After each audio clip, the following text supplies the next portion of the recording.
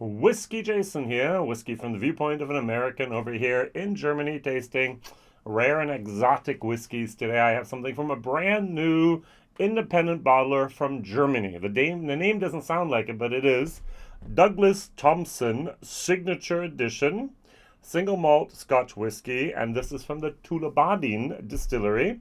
Now, I know the person who is behind this new independent bottling. Actually, he brought out two things in October of 2021. That was a Port Dundas, a single grain, which is still available, and this, which is actually, according to his website, at least sold out there. There are a few online shops only in Germany that still have this. This is Whiskybase number 201664. So it's a single cask. It was distilled on the 23rd of February 2012. And it was bottled on the 10th of October 2021. So it's officially 9 years old. What happened is Jan, he is up in the northern part of Germany where I used to live. He lives in a beautiful, beautiful area on the Baltic Sea. Great thing. He has a love for Scotland. Way back then, 2010, 11, 12, 13, and so on. He went to Scotland a few times. He bought some casks. That's what we do when you're in Scotland. You just fall in love with the distillery. You ask, hey, I can buy a cask, and then you have the cask. And then the question is, what do you do with the cask? That's actually a very, very, very serious problem. Now, I bought this bottle, and the question is, what do I do with my bottle? I'm going to try it, I'm going to drink it, and then I'm going to go, well, I'm going to open the next bottle the next day and do a next video about that. So I don't have time, liver, or actually capacity to drink a bottle of whiskey a day. No one in the world should be doing that. So my plan is what I do is I do a bottle share. I have a group of a couple hundred people online, and I say, hey, this is the bottle I just bought. I'm going to do a video about that. Who wants to have a sample? So 5 cl or 10 cl samples. And then if it's 10 cl, 7 people can get something, or 6.5. And 5 cl belongs to me. And if it's then 5 cl, it's 13 people. 13 of the couple hundred, I almost always get that bottle shared. I have to do the work, fill it up, send it to them, which is legal over here in Germany and no problem. So that's the problem of a bottle. What happens if you buy a cask? Are you going to drink all, in this case, 148 bottles yourself? What I've done so far, I think I have 13 different casks at the moment, and I do a cask share, which I go, hey, I have a couple hundred people I have over in Germany that are my fans, that are part of my super fan group, and I say, hey, I have this cask, I'm going to keep a third of it, half of it, whatever, and the other half I'd like to share with you. And so people go, oh, I'll buy a share. So if you take let's just say you have a bourbon cask, you have 200 liters, and you divide the 200 liters divided by 40. Yeah, so 40 shares of the 200 liters, so you have 5 liters. Now, 5 liters will be basically, after 14 years, 4 bottles of this size. Yes, 4 times 0.7 is 2.8, but if you fill it up in cask strength, you lose something with angel share, around about, maybe 5, all right? So you pay a little bit of money now to buy the cask, you pay even more money at the end to fill it, to have the excise tax, to have the import tax, to have the shipping, the labeling, and all that, and bring it over. So you have to pay once at the beginning and once at the end, and you get to have your bottles. And often I customize labels and so on. It's a great thing. I like it. Now, what here the owner of Douglas Thomson did was, hey, I'm not going to do cask shares. I'm just going to create my own company. I'm going to call it a name, Douglas Thomson. Sounds good. Germans can say it, British people can say it. I'm going to register it a limited company, so he actually has the liability issue here solved very, very nicely. And then he's going to actually have his 20, 40, 50 casks, 10, I don't know how many he has. He's going to be bottling them successfully over the next couple of years. He's going to build a brand, have some stores over here in Germany, have distribution, maybe even a little bit of Europe distribution, and be able to do that. And I think that's fantastic. And so he actually sold the 148 bottles within 6 months. Yay! Of the Port Dundas, there were a couple more bottles there. There's still some left. Grain, a little bit more difficult than a single malt, at least in Germany. And he's working on that as well. And it's going to work. And then there'll be a couple new expressions this year and a couple new. So this is a very niche product. What makes this even more of a niche product is the following. I like the label, actually. It says HHD, which is a hogshead. So on the website of DouglasThomson.com, which is in German, it says it was a bourbon barrel. Not sure if bourbon barrels are hogsheads, especially since they were used probably. And then it says here, with a first fill Fino Quarter Cask finish.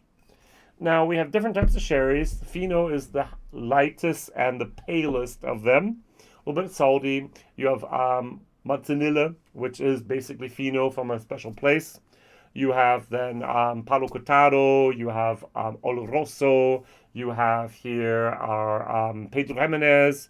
You have the Muscatel. I have the feeling I forgot one of the sherry types. But hey, let's see here. I have my sherries.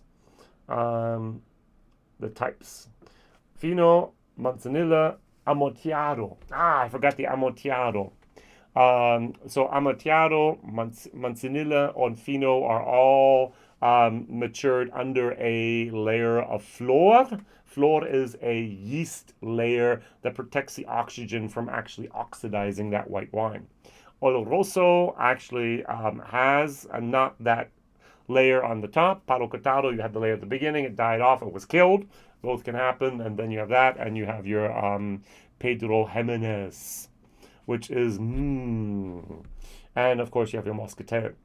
So you can have different things in between. Of course, you can have your cream and your medium and your sweet and so on, and your dry. But those are not real types of sherry. Those are mixtures of them. A cream is basically a mixture of Pedro Jimenez and Oloroso, when I remember correctly. As a new independent bottler, it's always the question, what price will I ask? Of course, I can take my production price and I can just say, hey, I want to have a 50% margin or a 30% margin or a 100% margin or a 10% margin and just use that price. Or you look at the market and go, okay, what's the market price today? And this is €84.90 is the recommended retail price. I find 84 euros, 85 euros a little bit high for a 9-year-old Tullibardine. Now, Tullibardine is a somewhat of a distillery that I have not reviewed a lot. There's not that many products out there, and so maybe that price was right. He sold out, so hey, it is in a few stores, so I guess his price is right. I, as a consumer, the person who bought this bottle, would have preferred 20 euros less. But of course, we would always, a consumer, prefer lower prices. Now, what am I going to compare it to? I must admit that I ignored this bottle of whiskey for years. This is the Tullibardine The Murray. This is a cask strength, non-chilled filtered Tullibardine. This is from the Marquise collection, and we actually have distilled 2008, bottled 2021. If you want to look, this is actually available in other parts of the world as well. This is going to be Whiskybase 197803. This goes in Germany with its 65.1% for an unbelievable 55 euros. I can find it for 52 on sale. I have other places a little bit more expensive. I think this is 13-year-old Tullibardine in cask strength for 55 euros. Wow. This is cask strength, I hope, 54%. Spot on. I'm always a little bit suspicious when it's spot on. If it was 54.3, I would have no problem. It's cask strength. But the math does work out for a quarter cask. If you take 148 bottles, times it by 0.7, which is the size of the bottles over here, you get to have a liquid of 103.6 liters, which fits into a quarter cask, which should be about 125 liters. All right, now both of these are natural color. Both of these are non-chilled filtered. And you do see the difference between bourbon, yay, and Fino sherry. So that quarter cask of the Fino sherry is very, very evident. Now, what I assume is you had a hogshead, 250 liters. After 8 years, you divide it up onto 2 different quarter casks. You put one of it in Fino, and you put one of it in Pedro Jimenez, or Amontillado or Muscatel or whatever. So I'm expecting a second cask here to be on the market sometime soon. We'll see. Or you had a very leaky cask and you had to save it, and that's what happened here. Who knows? Um, I am not the biggest fan of Fino. I like sherry. If I were to take a sherry and drink it, I'm going to go for a Pedro Jimenez. That's syrupy, gooey type of greatness. Palo Cortado makes great finishing casks, I think. And also, what I really love is a good muscatel sherry finish. Wow. That was amazing. About 2 years ago, I actually did an experiment with about 50 people here in Germany. What I did is I bought, I think it was 14 bottles of Glencadam, 10-year-old, and I bought bottles of sherry, of the 6 different sherries I just mentioned. And I actually put the sherry, I took out a little bit from the bottle and put a certain amount of sherry into each and every bottle of the Glencadam. Yes, I know it's not cask finished. I know that I actually imparted a foreign substance into my whiskey, but it was an experiment, and it was a very good experiment, because not only did I do that, I actually sent a bottle of the whiskey with the sherry as well as a bottle of the sherry itself, so you could actually play with it yourself and learn what a Fino sherry is, what a Oloroso sherry is, what a Palo Cortado sherry is. And we tried that, and I love the Muscatel, and I disliked the Fino. The one I disliked even more was the Mozzanilla. Sorry. And this is my problem. Long story. This is not a bad whiskey. I'm just not a big Fino fan. And so if you're a Fino fan, this is what you want to have. Now, 2 questions. My question the day before I even taste. First of all, what is your favorite Tullibardine? I didn't know that, but my favorite Tullibardine is the Murray. So that's fabulous stuff here. I'm going to do a video about this separately. Just tasted it for the second time in my life today, and I'm just flashed. And the second question I have is Fino finishes. I had a Kilchoman from a Fino, from Fino Cask. Fabulous. I liked it. I don't like Kilchoman. I love the distillery. I love the concept, but the whiskey itself, I don't like that peat they're using. But that Fino and that peat just mingled together and created something better than the separate individual parts. And when I nose this, I get a definite Fino sherry. That was a wet quarter cask. This, the Murray from Tullibardine, is bourbon sweetness goodness. And I don't mean bourbon as per se bourbon. I mean a bourbon cask. Clean, crisp, pear, apple, grain, malt, vanilla. This is good stuff. This is a Fino enriched Tullibardine that you have to love. Cheers.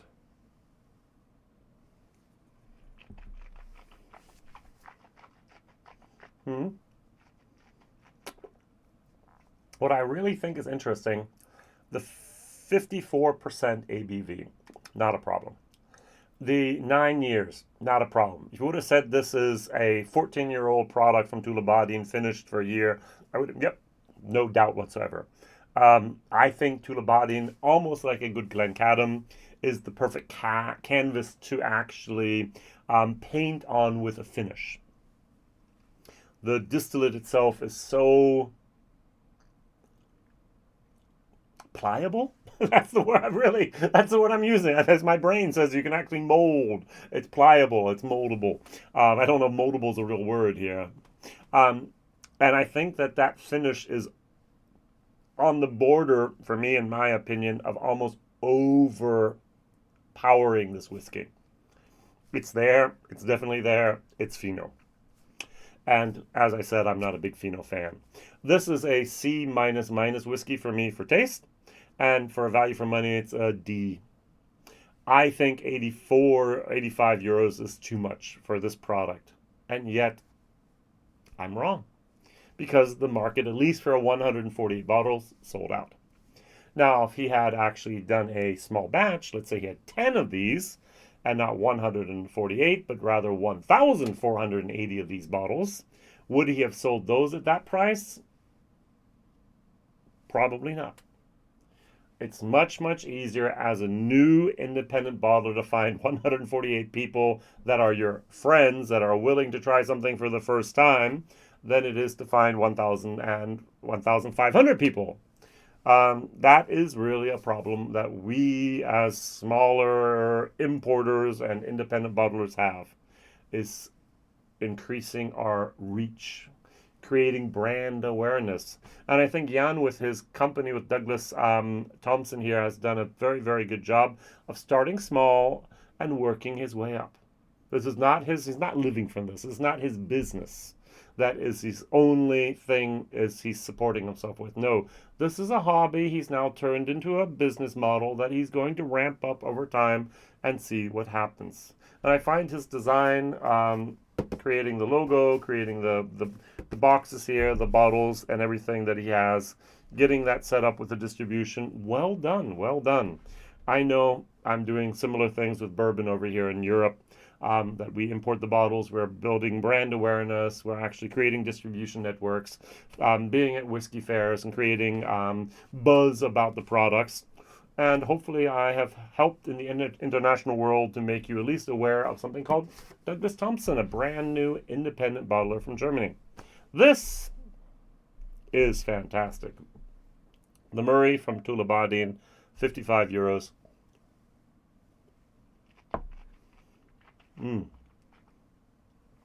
56.1%.